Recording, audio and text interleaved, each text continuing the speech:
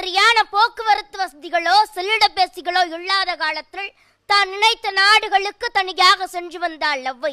ஆனால் இன்றோ பக்கத்து வீட்டுக்கு கூட பெண் குழந்தையை விளையாட அனுப்ப முடியாத சூழ்நிலையில் நாம் இருக்கின்றோம். காரணம் அவர்களுக்கு எதிராக நடக்கும் பாலின கொடுமைதான். அன்றைய ஆண்கள் தன் காதலை ஏற்க மறுத்த பெண்களை ஆசிட் வீசி அழிக்கவும் இல்லை, ஆபாச படம் எடுத்து மிரட்டவும் இல்லை.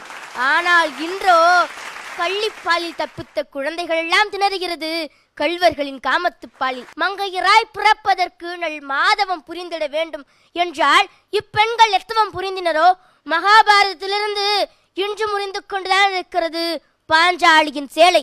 கௌரவர்கள் பஞ்சபாண்டவர்கள் புடைசூழ ஆதரவற்று இருக்கிறாள் மணிப்பூர் பாஞ்சாலியும் பாண்டிச்சேரி சிறுமியும். எங்கே கழிவு கண்ணன் எங்கே? மொட்டு போல என் தேகம் பொட்டலமாய் போவதெங்கே?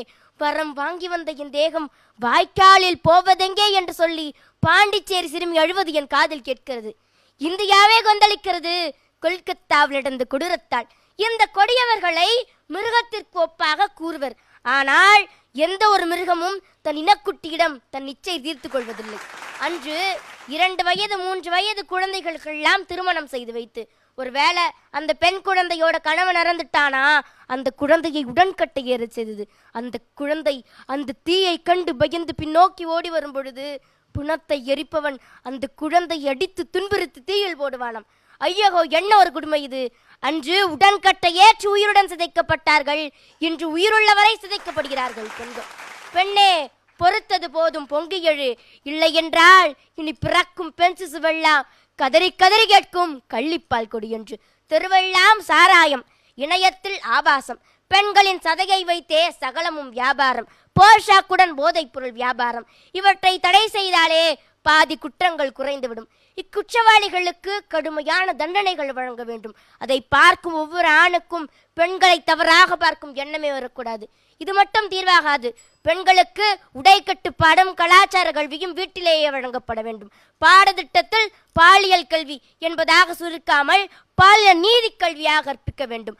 இக்குற்றம் பெரிதும் நடக்க காரணம் ஒரு ஆண் பிள்ளையை சரியாக வளர்க்காத பெற்றோரும் சமூகமும் தான். போவது அம்மன் கோவில், ஆனால் வேண்டுவது ஆண் குழந்தை என்று இல்லாமல் ஒவ்வொரு தாயும் தன் மகனை நற்பண்பு உடையவனாகவும் பெண்களை மதிப்பவனாகவும் வளர்க்க வேண்டும். இக்கொடுமையிலிருந்து பெண் சமூகத்தை விடுபட இந்தியாவை இன்னொரு சுதந்திர போரை எதிர்நோக்கியுள்ளது. இந்த நிமிடத்திலிருந்து ஆண் பிள்ளையை பெற்ற ஒவ்வொரு தாயும் உறுதியேற்க வேண்டும், என் பிள்ளையை நான் சரியாக வளர்ப்பேன் என்று. வரும் தலைமுறையிலாவது பெண்களை நிம்மதியாகவும் பாதுகாப்பாகவும் வாழ வழி